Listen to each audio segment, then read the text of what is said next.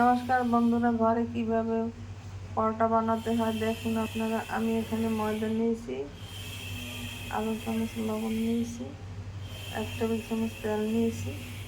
এই ময়দাটাকে ছেনে আর এখানে জল নিয়েছে, জল দিয়ে ছেনে গোলাকার রুটির আকার বেলে নিতে হবে।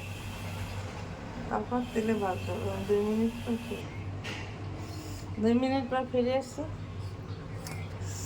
আমার রুটির আকার গোল করে নিয়েছি, এখন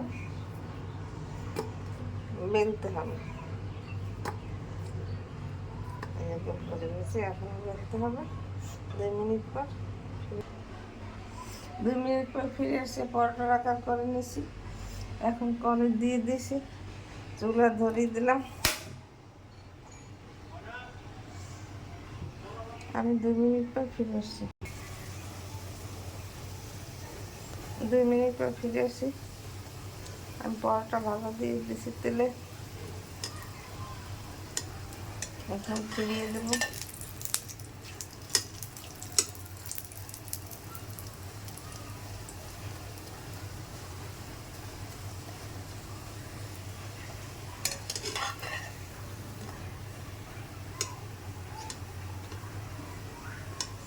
দুই মিনিট পর ফিরে এসছি। 2 মিনিট পর ফিরে এসছি। আমার পরোটা ভাজা হয়ে গেছে। এইভাবে আপনারা ঘরে তৈরি করে খেয়ে দেখবেন, খেতে অনেক সুস্বাদু লাগবে।